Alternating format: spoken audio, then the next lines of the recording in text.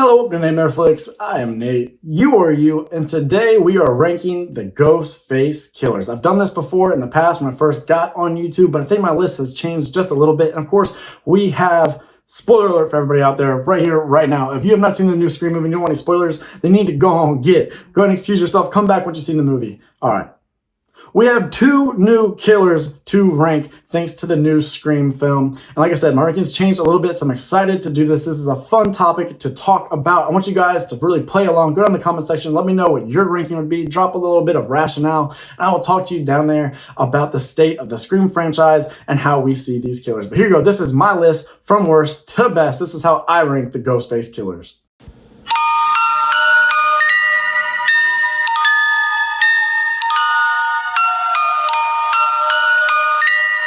Number 9 is Charlie. And yes, Charlie does have a pretty staggering body count as a Ghostface killer.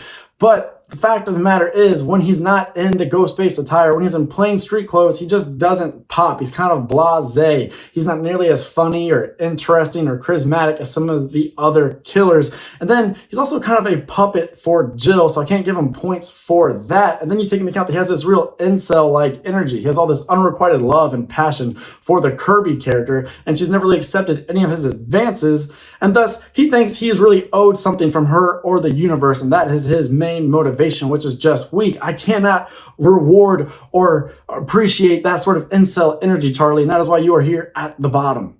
Number 8 is Miss Loomis from Scream 2. And I always felt that when she was revealed as the killer, I was like, wait, huh?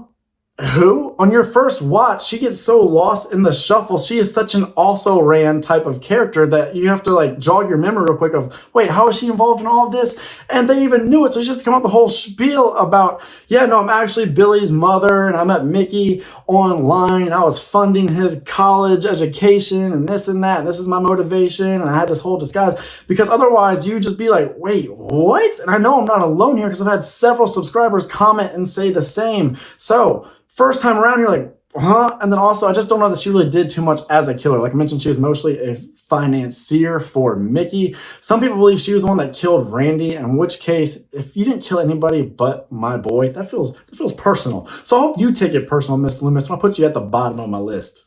Number 7 is Roman. Now, yes, Roman has the benefit of being the only killer in his movie, which means he has a staggering, really high body count that almost nobody can really compete with. And yes, for the most part, he masterminded this great plan that almost went off without a hitch, but then, Sidney Prescott gets involved and that never works out well for the bad guy. But that being said, Roman comes from the worst movie, in my opinion. I don't really like the way his involvement goes back and tampers with what we knew about the first movie, with the original, how he was kind of pointing Billy and Stu in a certain direction, and he was, in fact, their director. I also don't like his motivation of, I didn't get the love and the attention that Sydney got. She was the favorite child, and I was cast off into the shadows. It's just kind of weak. It comes out of nowhere. It's a little bit too much of like a soap opera twist to me that Sydney's had this half-brother all along. And so for that reason, it's not a script or plot line that really just works with me all that well. And that's why Roman is here in the bottom third. Number 6 is Amber, and Amber would be higher, except I think she's one of the most obvious Ghostface killers of all time. I mean, I was onto her trail immediately. And then also, I'm having a hard time believing she could do some of the things she does in the Ghostface getup. She is one of the most brutal killers, and so that she gets points for that, but it's kind of hard to, suspend your disbelief that this little tiny girl that weighs probably like 102 pounds is doing some of the stuff she's doing. But that being said, she is doing it in the film, and she is doing it with ferocity. She's not just stabbing people once and then disappearing into the shadows. She is going berserk. She's getting on top of people and just stabbing them over and over 7, 8, 9, 12, 15 times. It feels like she is mean. She is a batshit little psycho with a lot of angst and hate in her heart. It didn't take a lot to push her in this direction either, and that says something. And then you also got to give her credit for finally being the one to kill off Dewey Riley, a fan favorite, one of my favorites. That scene had me kind of getting choked up a little bit, not going to lie, but so many Ghostface killers have gotten the edge on Dewey and been able to stab him in the back, and then they just left him for dead. Amber did not do that. She made sure that she got the kill shot. It was intense, it was brutal, it was visceral, it was heartbreaking, but it's part of why Amber's actually a really solid Ghostface. Number 5 is the other killer from the new Scream movie. It is Richie. What I like about Richie is that when he's not being a Ghostface killer, when he's in his normal street clothes and trying to put on this facade to everybody around him, he's actually very likable and charismatic, and you really do find yourself interested in this gentleman. He's a character you want to spend more time with. He is funny, he's very relatable, but he's very smart in the way he's doing things. Past Ghostface killers just, they had to show off how big their movie knowledge was. They got into dick swinging competitions with characters like Randy. Not this guy. He plays it very aloof. He acts like he doesn't know the horror genre. He makes one remark about Friday the 13th or Jason, but besides that, he's like, no, I've never seen the stab movies. I'll have to check them out on Netflix. Meanwhile, he is secretly watching horror YouTube channels like Dead Meat. So I like that he's kind of playing everybody. He's being such a nice guy, and he's acting like he doesn't know as much as everybody else. It's a smart way to play the game. He also brought on and kind of mentored young Amber, which you got to give him props for. So the fact that this character is so likable and he had such a great plan that he masterminded and he gets a couple good kills in there as well, you got to give him a lot of points. Number 4 is Jill from Scream 4. I myself am a big fan of Emma Roberts. I love seeing her being mean and catty and nasty, whether it be in Scream Queens or American Horror Story or Scream 4. Her motivation doesn't work for everybody, but it works for me because this is a girl that would do anything. She would sell her soul and commit any heinous act she possibly could if it meant getting some fame, taking a little bit of shine off of Sidney Prescott and putting it onto herself.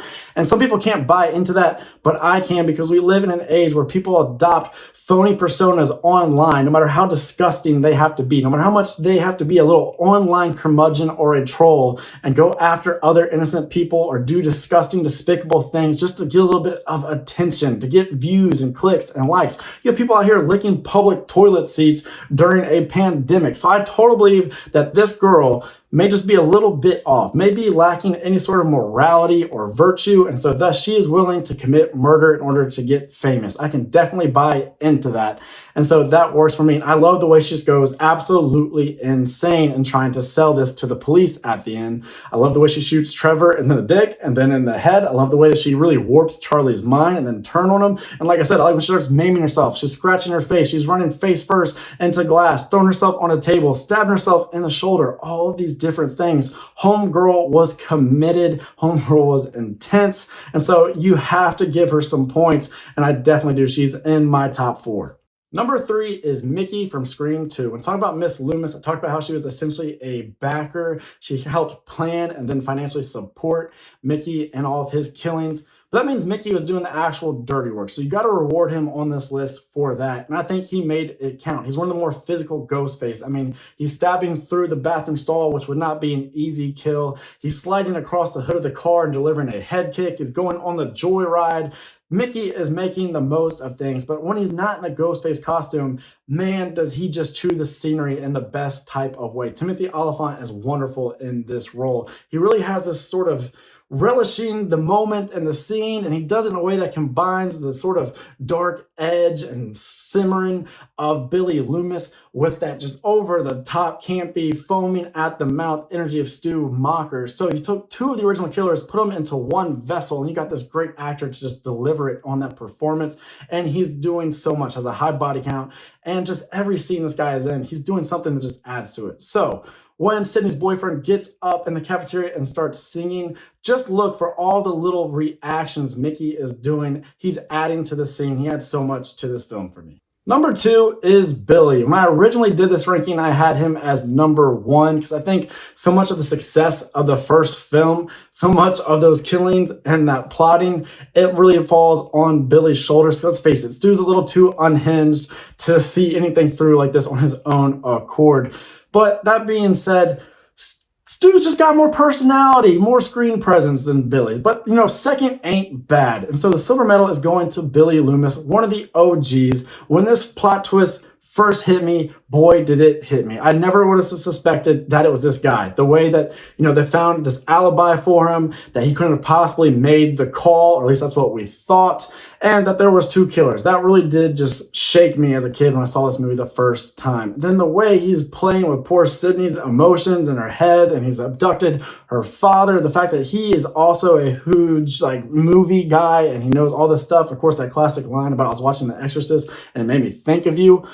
Who says shit like that? Billy Loomis says shit like that. I was really excited to see him in the new Scream movie, and he's just one of the best. I love the original. You gotta love the original. It's my favorite horror movie of all time. So of course, the 2 killers from that movie are gonna make their way to the very top of my list. Number 1 is Stu Macher, and because Matthew Lillard is just a goddamn national treasure. Who doesn't love them some Stu? I defy you to watch this movie and not grin at some point at the performance of Matthew Lillard. Like I said earlier, he's foaming in the mouth of parts. This guy has spit flying everywhere, and his eyes are just as big as his head, and he is zany and over the top and crazy, but nobody else could get away with that performance, but he does. So whether he's just in common clothes at school, whether he's at the party and delivering lines like, I'll be right back, whatever it is, Stu is some of the best of the original Scream. And a lot of the lines delivered by Matthew Lillard were improvised or ad-libbed, and Wes Craven kind of knew that he had some magic. He had lightning in a bottle. And so he, being the great horror mastermind he is, being the wonderful director that he was, he knew to just let Matthew Lillard go and to get this stuff on film. And we've all benefited from it ever since. Stu is without a doubt my favorite Ghostface killer. So be sure to let me know yours down below. If you like this video, go ahead and hit like. If you're new to the channel, go ahead and hit subscribe. We're trying to get to 1,000 subscribers. We are inching ever so closely. So please go ahead and hit subscribe. It would mean everything to me. Other than that, hope you have a fantastic day. I'm Nate for natemareflix saying that's a wrap.